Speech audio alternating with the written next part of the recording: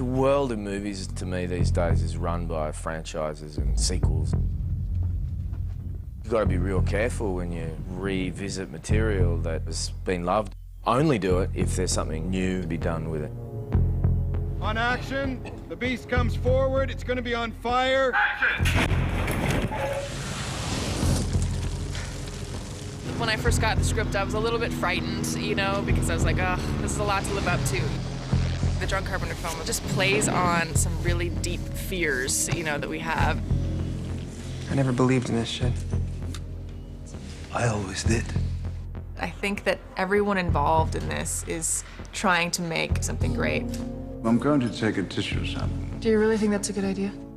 I saw, JC's movie when I was 17. I snuck in, into the theater. It just basically blew me away. The whole sense of paranoia in that movie, the all-male cast, the sort of, the nihilistic feel of that movie. John Carpenter considers it the best film he ever made. When I called him to tell him about this, his attitude was, hey, good luck, man. I mean, go make a winner.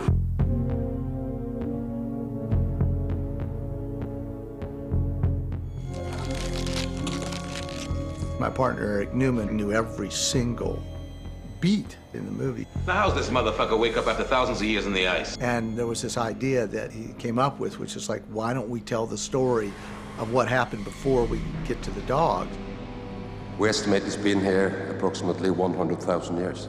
There was a level of reverse engineering so that it really did link to the Carpenter movie. Thousands of years ago, it crashes, and this thing gets thrown out. We felt like detectives, basically. Like there's a crime scene, and what could have happened? We had to approach it as a story by autopsy, in that we had relics from Carpenter's film that informed us of what had to have happened here at the Norwegian camp. The first thing that we did is we looked at that set in the Carpenter movie, the ruined Norwegian camp, and we thought, okay, working backwards, how do we arrive at this freakish burned carcass of some half man, half monster, a fire axe in the wall, and a torched compound, a guy with his throat cut in a radio operator's chair. What the hell happened here? We had to try to explain how that ship was the way they found it, how it got buried, how it got uncovered. We came up with the idea that, well, they found this by accident. McReady finds the ice block that the alien broke out of. We get to fill in the blanks of what happened there.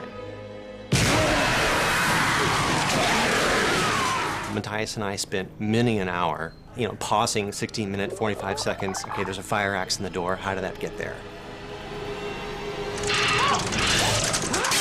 Just pure survival for Kate and Carter, and he needed an axe to just defend themselves. Don't touch it. The axe in the door. We had to decide, well, how tall is the actor when he walks by it? We'll say he's about 5'9". Okay, so this is where it's gonna go in the door because it's got a match. And over? We could talk about it all day long, and we did. It was impossible for us to make this movie without acknowledging in a very real way the Carpenter movie.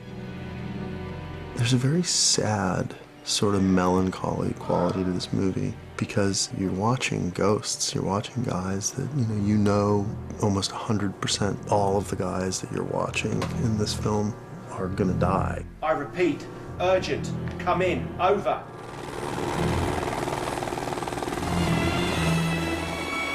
We've had stages on this film. I mean, we went to BC at first, and it was a big, wonderful nature hit with tough logistics.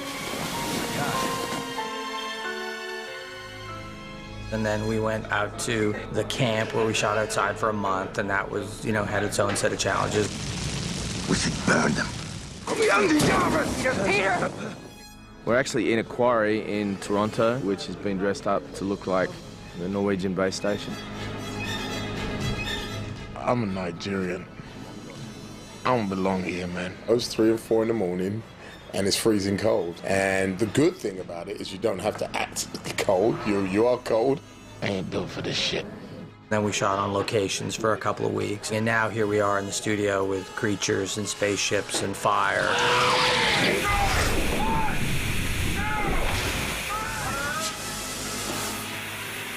The one clear place where we felt we could depart from the Carpenter movie was casting.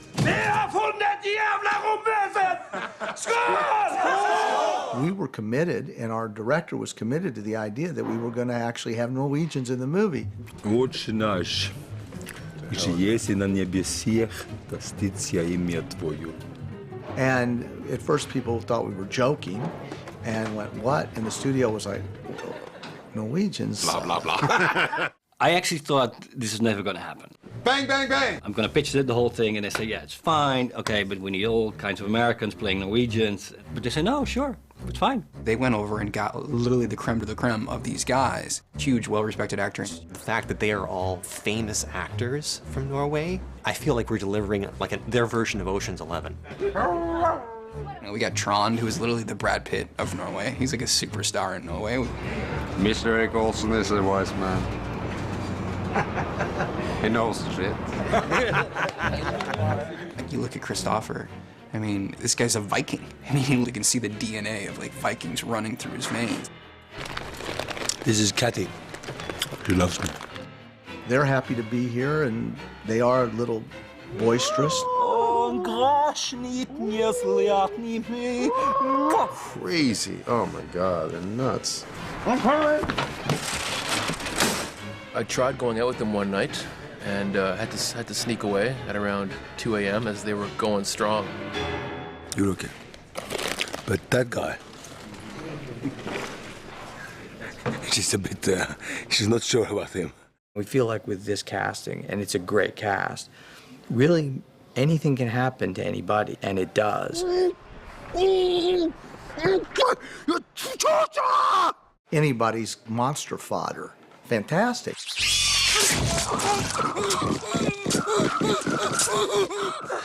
Kathy is not my friend anymore. The people who make puppets, the people who make creatures, The Thing by John Carpenter is their Citizen Kane.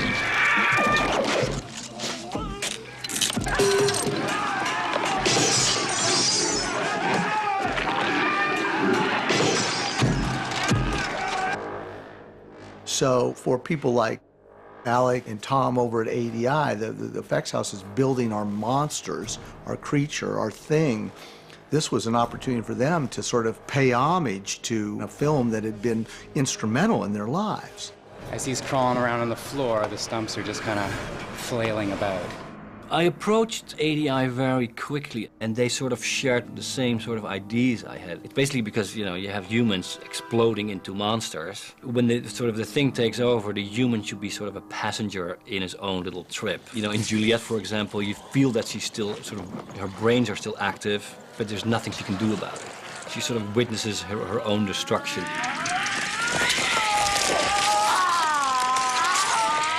What we can provide is a very tactile, up-close, flesh and blood kind of illusion that makes it feel very intimate and very much about your body being invaded. We have this fake arm that's in a sleeve, and it has a little cable release on the end, so on cue we pop it and it just pulls right out of a sleeve.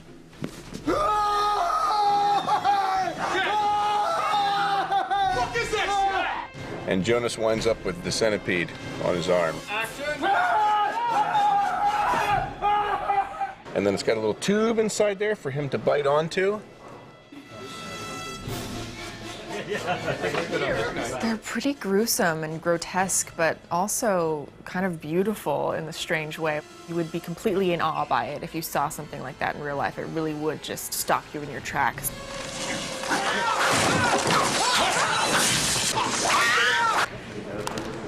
We are getting ready to show our director for the very first time our animatronic puppet of Edvard. It's a kind of a complex scene where various limbs of Edward drop off, turn into their own creatures. He becomes a kind of spider-like creature in a sort of homage to the upside-down head in the first one. This is digital. Yeah. That's digital. Yeah. Digital here. This is just a stump leg. We don't have to have this post here either. And we can connect our tentacle to this. The thinking about the thing, we had to do sort of reverse engineering as well, probably because it has been taken over so many creatures that it captures all this DNA inside of it. It can display whatever freakiness it wants to display. In Juliet, it's handy to have this big, huge maw. And when Edward turns, it's more like this sort of big spider thing because it has to walk to Adam. It's transformation on the fly. First time I saw the Edward thing, which is when his face comes up and then mine gets stuck to it. The first time I saw that, I literally had to walk out of the room.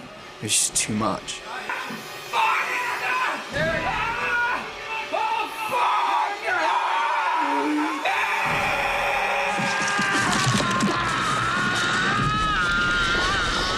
The fans of the original movie are very vocal about the fact that the practical effects were cutting edge at the time, and Rob Bottin did wonderful work. And so we wanted to try and walk the line between, you know, real physical effects and animatronics, but still use CG where we could to make it kind of the best movie we could make it.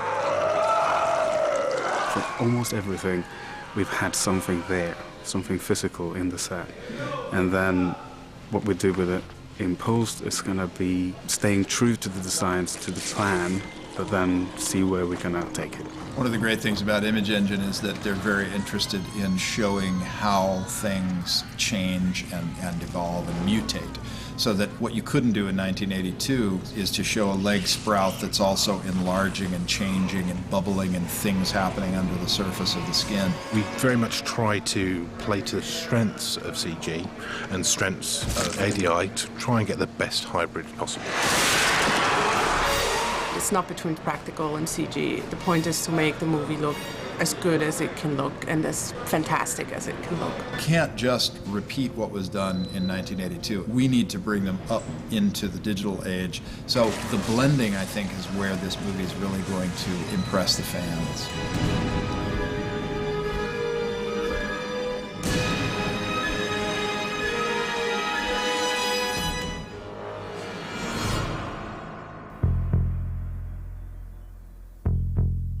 If we don't make a story like this every 20, 30 years, I think we as an audience will forget of this particular brand of suspense or horror, and that would be a grave injustice. I think it's a fine balance because you want to really give the fans what they want, but at the same time you want to make your own film and sort of do something completely different than the original while paying homage to it at the same time. And I really hope that it pleases those fans, because I'm one of them.